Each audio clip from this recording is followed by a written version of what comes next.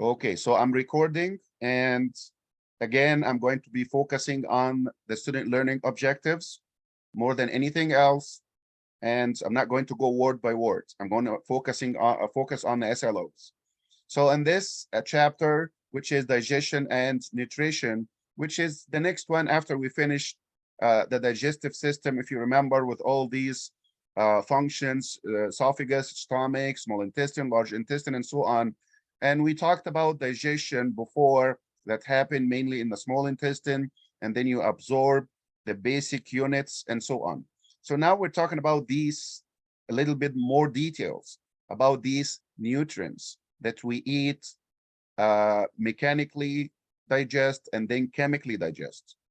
These foods that we're going to talk about, these different components of the foods, are carbohydrates, fats, and proteins. These are the bulky ones.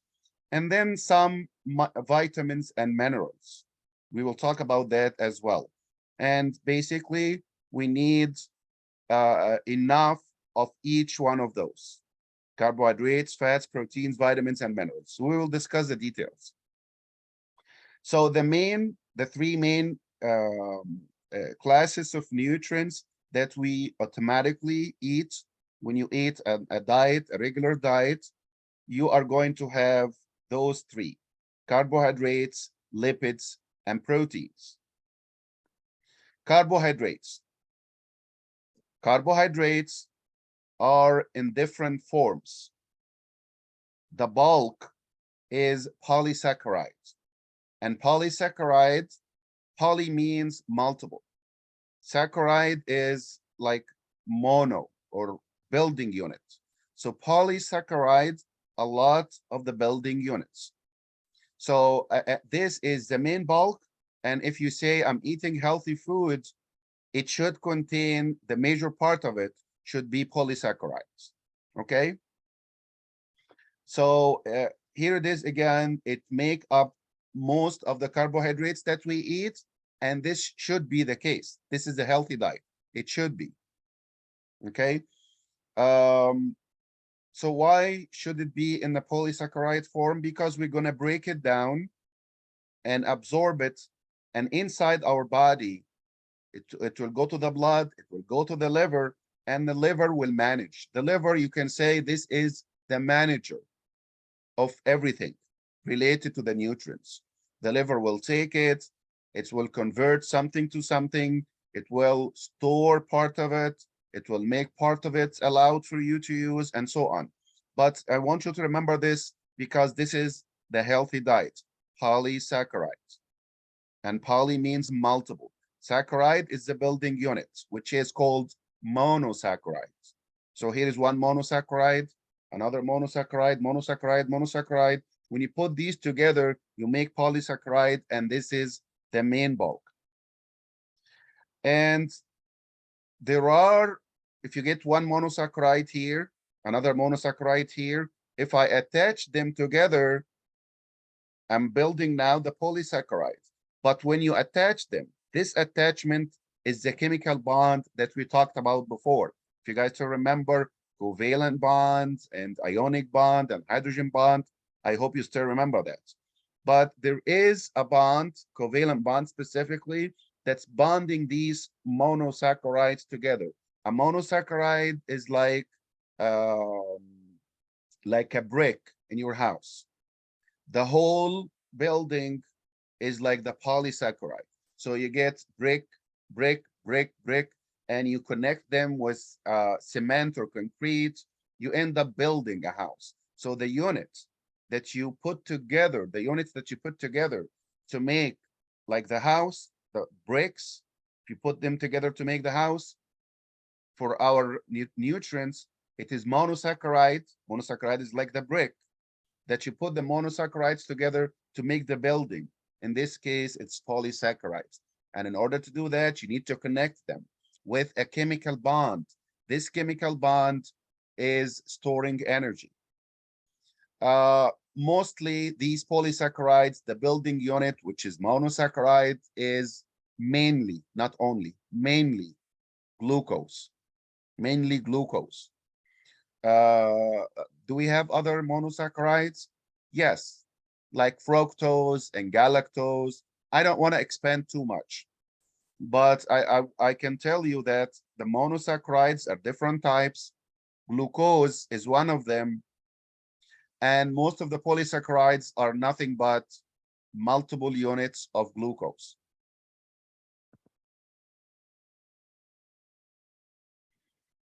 They always, we always hear in different things, you always say, you need high fiber diet. You need high fiber diet. Fiber diet is good. Fiber diet is great, and so on. What's a fiber diet? The diets, the nutrients that have a lot of fibers. This is good because it normalizes your bowel movement. This is what they found. It is healthy. Lower your cholesterol, adjust your glucose level, help you with your weight. It is something good to have.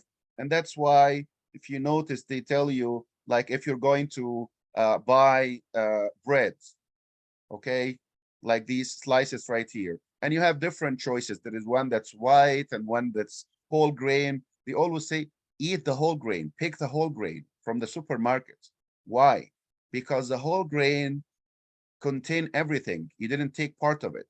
The whole thing, including the cover, and the cover contain fibers, and the fibers are good for our digestive system and for our health. It's here in the whole grain, vegetables, nuts. These all are good for our health. So what will happen here is, what's the vast majority, the main bulk that we eat? It's polysaccharide. Do we eat some monosaccharide and disaccharide? Yes, we do. Mono is one. If you put two together, this is di. Di and bi means two. Both of them means two. Di, bi. So disaccharide is two of the mono together, like two bricks. One brick is like monosaccharide. Two bricks together, disaccharide. More than that is polysaccharide. So what is the vast majority? I'm not saying 100%. The majority, which should be the case. This is the healthy diet. It should be what? Polysaccharide. So when you eat the polysaccharide, it goes into your digestive system, and you're going to first chew it, which is mechanical digestion, and then chemical digestion, and your purpose or your goal is to break it down into the building unit. What's the building unit? Monosaccharide. What's the main monosaccharide? Glucose. Why are we doing that? Because monosaccharides are small enough to be absorbed, to go from your gut, from your digestive tract, passing through the wall, going to the blood. And we call that absorption. So you will not be able to absorb if it is not small enough. So you do that. Once the monosaccharide go into the blood, insulin will be secreted from the pancreas. Remember, we talked about the pancreas in chapter 6, and I told you this organ is one of the accessory organs that has endocrine and exocrine functions, if you still remember. This is the endocrine function that I talked about. So here is insulin. It will be secreted. And what's important about insulin? Why do we secrete insulin from the pancreas? When the pancreas get information that you eat carbohydrate diets. Why? Because insulin will go in the blood, it will find glucose in the blood, it will push it into the cells, into the inside of the cells, so that the cells are going to break it down. I hope you guys are on track and remember that when we push glucose into the cells in a cytoplasm, glycolysis, 2 ATPs, pyruvic acid. Pyruvic acid go to the mitochondria. You do TCA, tricarboxylic acid cycle, or Krebs cycle, followed by electron transport chain. And you should remember and the total of these ATPs. I hope you still remember that. And this is how we get our energy. In the form of what?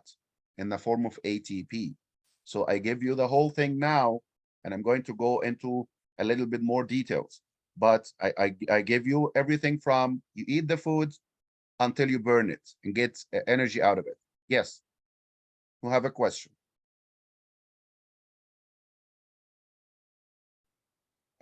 Somebody raised his hand.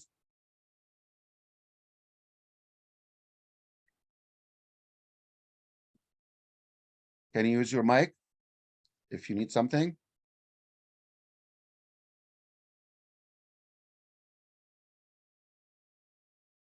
Somebody raising his hand or her hand.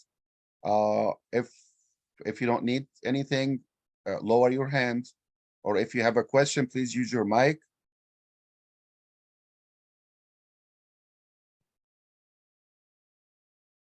Nothing?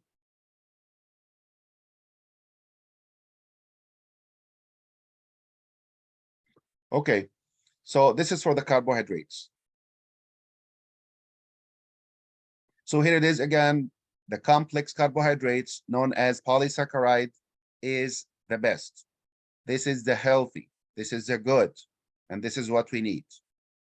Next one is lipids. So we did carbohydrates. We're going one by one. Carbohydrates, lipids, proteins, vitamins, minerals. 5. Carbohydrates, done. Lipids. This is very important part to know why do we need lipids. We always hear that lipids are bad. We're not supposed to eat lipids. Lipids are not good. No, that's not true. You're not supposed to eat too much of the lipids. If you don't eat lipids, this is actually an issue. This is a risk. So what's the importance of lipids? Number one, remember in that chapter, in a previous chapter, we talked about lipids, cholesterol being part, lipid and cholesterol being part of the cell membrane. If you still remember that, if you don't eat, your cell membrane is not going to be functional. We store it in the form of adipose tissue or fat tissue. And this is an extra reserve for energy as needed. And also it works as a cushion and it insulates our heat inside.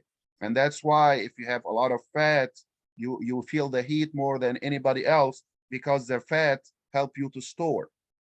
The fat is important because it's around the important structures. I don't know if you guys heard about this or not, but around your eyes, there is fat to act as a cushion. Around your kidney, around your heart, around your pancreas. These organs are surrounded by fat to stabilize and act as a cushion. The other thing is for children, cholesterol and saturated fat that we always say it's bad, it's not bad. It's bad in extra amounts. It's needed to develop the brain in the children. Not only that, but there are some vitamins, we will talk about vitamins, it's coming, but some of them, we divide the vitamins into water soluble and fat soluble. The one that are fat soluble, they need fat to utilize it and to store it also. These types of vitamins. If you don't have fat, you will not be able to utilize these vitamins. And these vitamins are very important. A, D, E, K. These 4 vitamins. That's essential that we have to have it. It's fat soluble. So this slide is important to know what do we need, why do we need fat. The types, the fat as a bulk, just like remember when we talked about carbohydrates, we said polysaccharide is the bulk form, the complex form, and the building unit was monosaccharide. And I want you to know that. How about the lipids?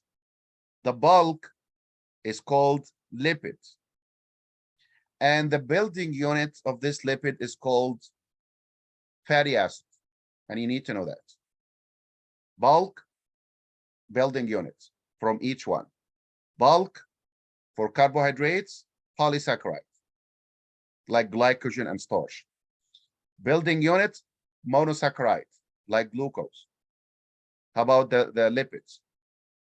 The bulk is lipid or fat. The building unit is fatty acids. You don't need to know all the details. Here is what I want you to know. What's essential and non-essential fatty acids. You do make some or a lot of fatty acids in your body. And there are certain fatty acids that you cannot make. Now it is essential to be included in a diet. And this is what we call it essential fatty acids. Essential fatty acids. So essential fatty acids are the acids that are essential in our diet, in our food. You have to have it because you don't make it. You cannot make it. So now it's essential. You can read about that if you want to. What are the essential ones and so on. But this is what I want you to know for the purpose of this chapter and for the purpose of this course. When we go to advanced course, you will need to know more, but this is good enough for now. The types of fats, there are fats. Again, we need fat. We have to include fat in our diet. It shouldn't be too much. We should have enough. But we have types of fat, animal fat, and vegetable fat. The animal fat, this contains something called saturated fat and cholesterol. Is a saturated fat and cholesterol bad? We call it the bad one, but you still need part of it. You cannot like cut it out completely and make it zero. This is saturated. The ones that are included in the vegetable source, like you see oil, like you see different types of corn oil or different types of vegetable oils. These most of it are unsaturated. On unsaturated, we say this is the healthy ones, but it doesn't mean that you only need unsaturated. This should be the main, but you need also others. So this is saturated and unsaturated. From the chemical point of view, there is a structural differences, but it's not the most important thing for this course and for this chapter. It's just like if you see here, that just in case if you're interested, if there is a double bond here, and we talked about the covalent bond before, if we have it, it's unsaturated in between the carbons. If we don't, it's saturated, but again, I told you what's more important. The unsaturated itself, there is cis and trans. This is more chemistry. You don't have to know it unless if you're interested. Cis means same side like this. Trans means it's like this is cis and this is trans. It's like same side, other side. The one that is same side, this is the one that's better than the trans. But anyway, again, this is not the most important thing. Next is proteins. What I want you to know about proteins.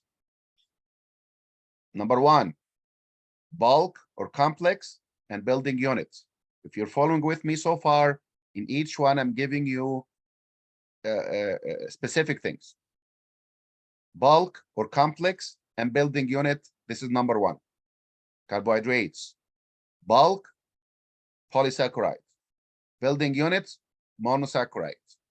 Bulk, polysaccharide, like glycogen and starch. Building unit, monosaccharide, like glucose. One. Number two for fat. Bulk, we call it fat or lipid. Building unit, fatty acid. And we said there is essential and unessential. How about proteins? The complex is called protein. The building units are called amino acids. And we have 20 different amino acids, and we put them together in different ways and in different arrangements to make all these types of proteins that we need. You can take a look at this, but I'm not going to ask you, like, tell me the amino acids or something.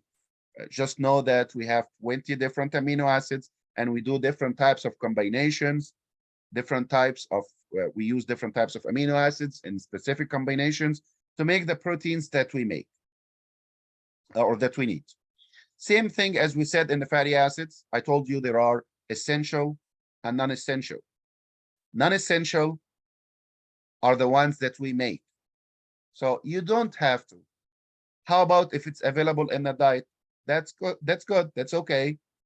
But if it's not there, that's okay. It's non-essential. Essential means essential in the diet, in the food. You have to have it. You cannot make it. So there are essential amino acids and non-essential amino acids. The essential ones are the ones that's essential in the food because you can't make it. So most of the animal proteins are complete. Most of the plant proteins are not complete. It's missing some. It doesn't have everything except for those two. This is just in case if you're interested to know, like the soy, and there is one of the grains that's called quinoa, if you're interested to know. But basically, if you take combinations of different types of plants, like some people are vegetarians, are you missing some essential amino acids? No, you can get a combination. If you get combinations like these, you get what you need.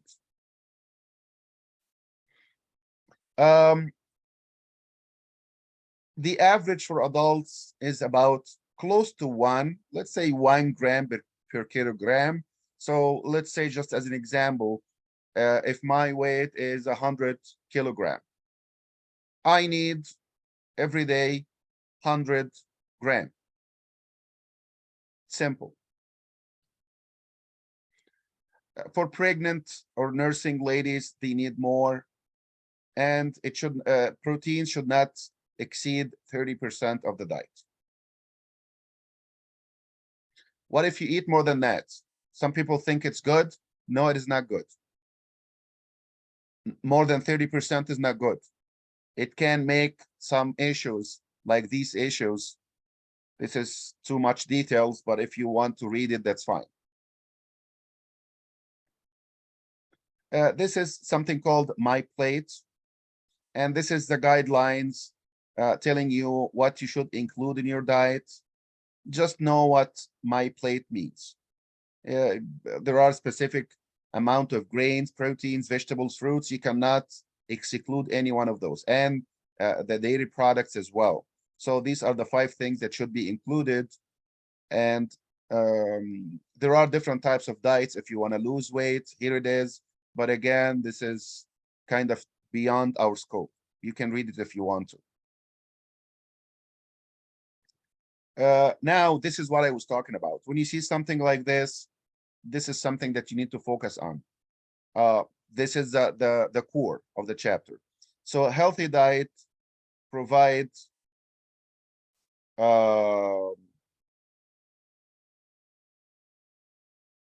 nutrients in the proper properties and amounts. It provide what? Healthy, it provide the essential nutrients, obviously. 3 main classes of nutrients. What are the 3 main classes? Can somebody tell me? 1, 2, 3. What are the 3 main ones that I talked about so far? Carbohydrates, lipids, and proteins. Very good. Yes.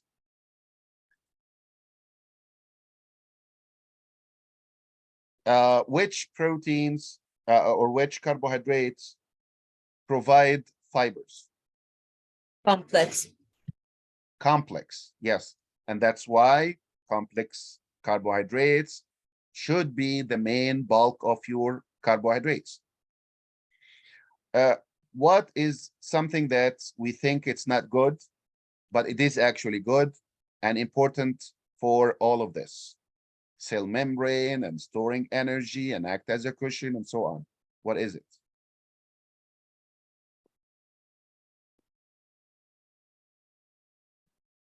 Fats. Fats, yes, or lipids.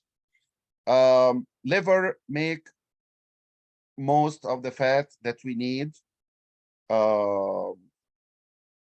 from the lipids itself, from the carbohydrates, from the proteins, except for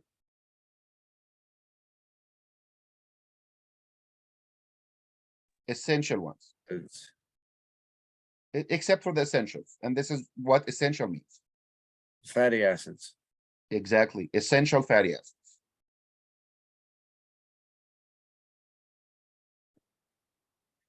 What are the bodybuilding nutrients that provide essential amino acids? Proteins. Proteins, very good. Yes, here it is. Next is vitamins and minerals. Vitamins are organic substances. Minerals are inorganic. What do you mean by organic and inorganic? Organic contain carbon and hydrogen in our body. Carbon and hydrogen in our body. Minerals are not organic. What do you mean? It does not contain carbon and hydrogen.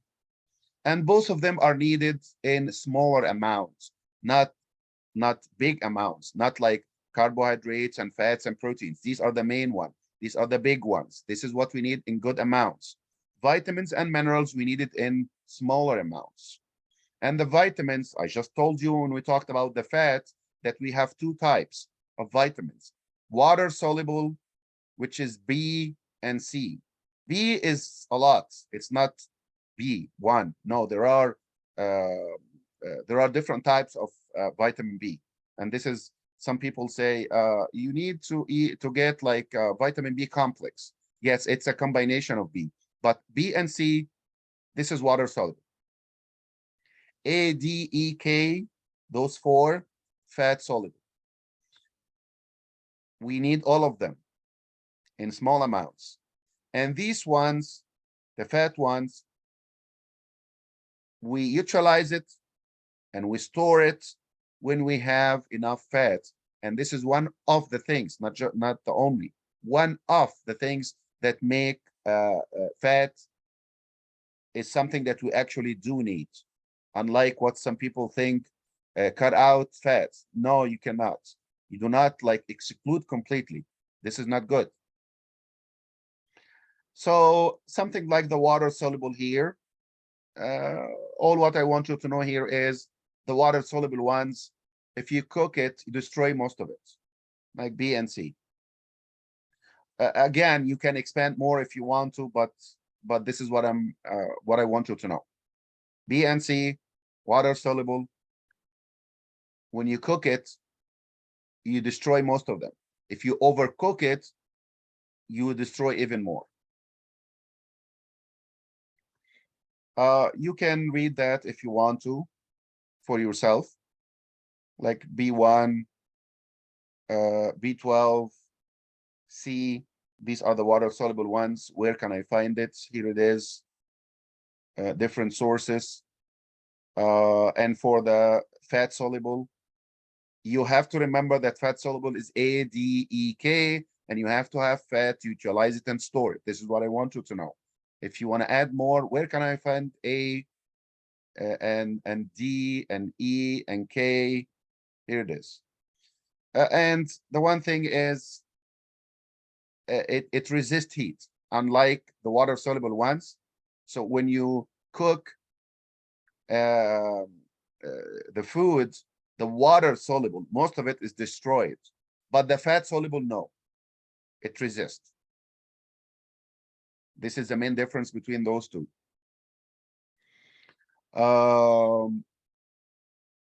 And the other thing is, if you get that as a supplement, which is not supposed to be the case, we should eat balanced food that contain both of those already.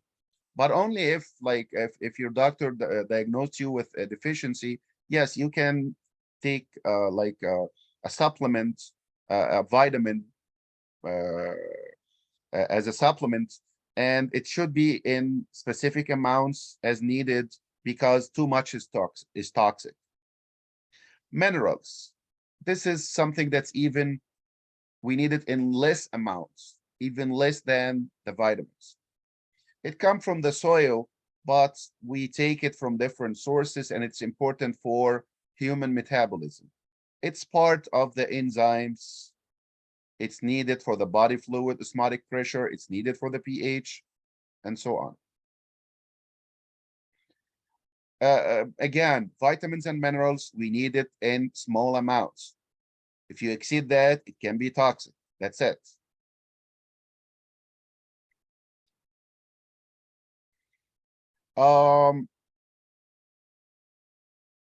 Overweight is has a lot of issues. It can affect everything in your body, your heart. You can get diabetes, cancer, high blood pressure, hypertension, depression, a lot of things. And it is affected by different things, including genetics. And nothing much that we need to know here. It just, these are different factors. Culture, some people, different cultures like eat more of bread and fat and stuff. Some other people like they like more or focus more on the vegetables and fruits, and others focus more on the meat and so on. This is part of it.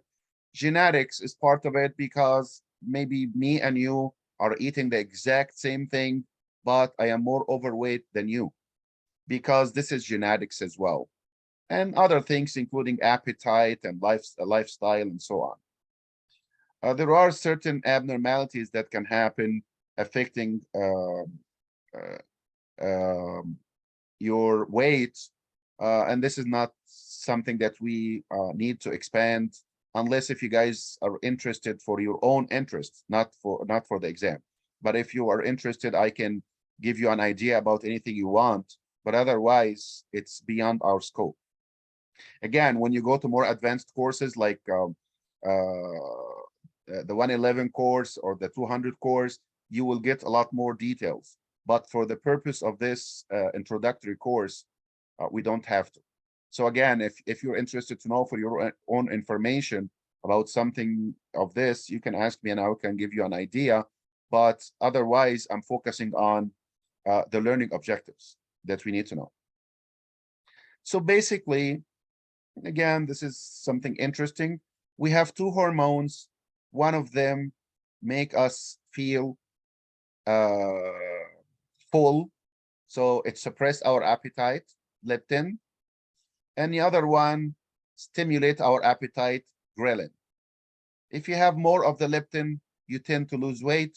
If you have more of the ghrelin, stimulate your appetite, you tend to eat less because it suppresses your appetite. And we usually have a balance. So here it is how we get it. If you're hungry, your stomach secretes ghrelin, it go to the hypothalamus, you feel hungry and you eat. When you eat, you make fat. Fat cells release the leptin, go to the hypothalamus, you feel full. You don't, it suppresses your appetite.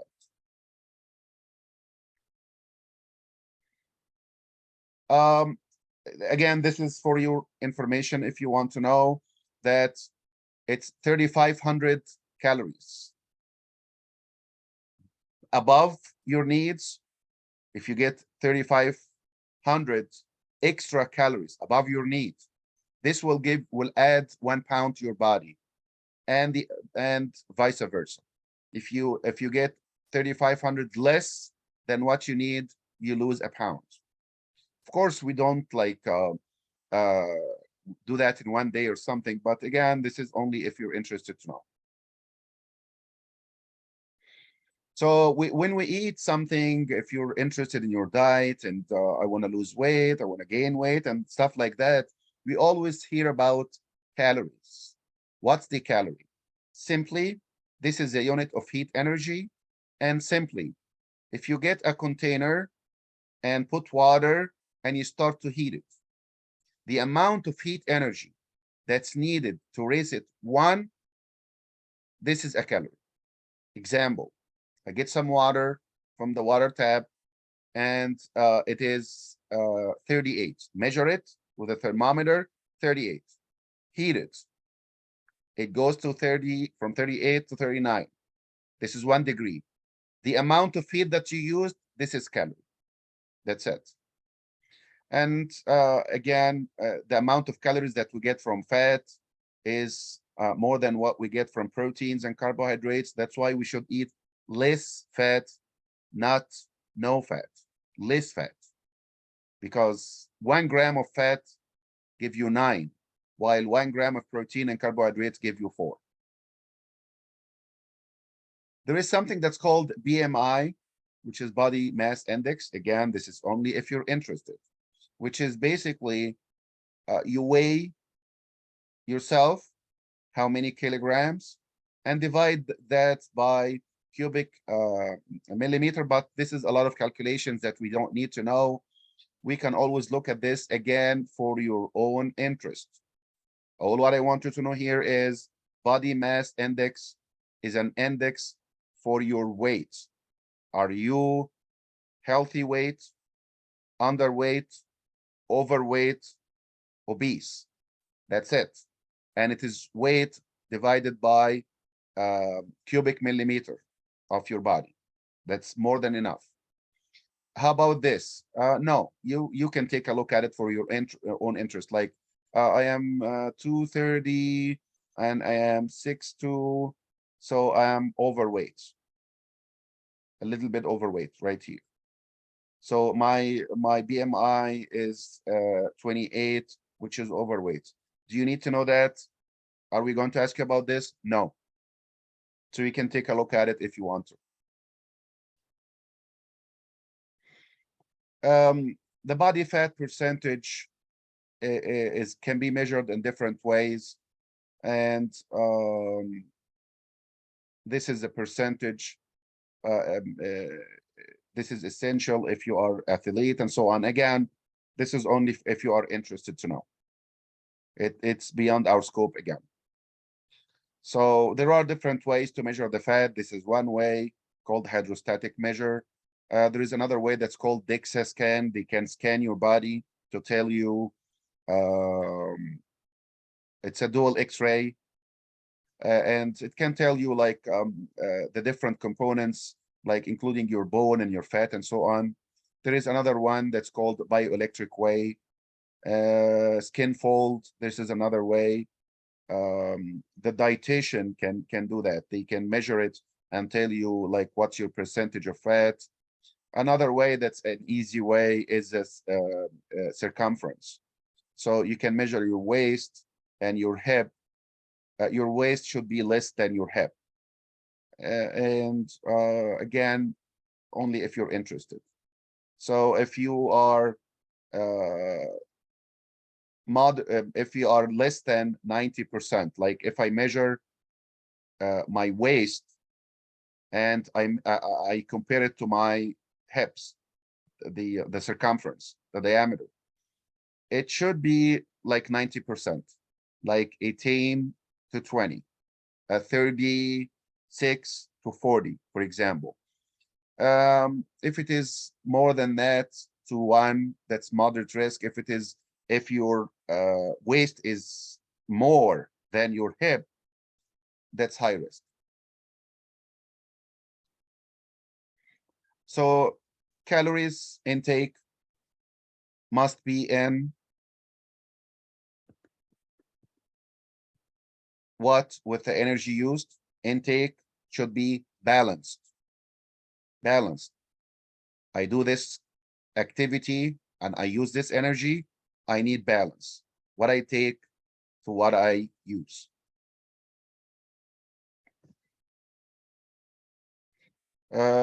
Recent evidence indicate that our bodies do not burn all calories.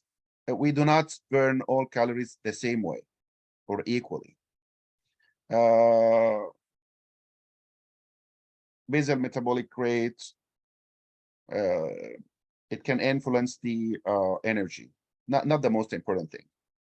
And here are the summaries I was talking about. So where is the core of the chapter? Summary. 1, 2, like 2 pages. 1, 2, plus the couple of slides that that contain like need answers like these. So this will make it all together few slides, but again, I'll put it together. And I told you exactly what you need to know here. So I'm going to stop sharing for this chapter.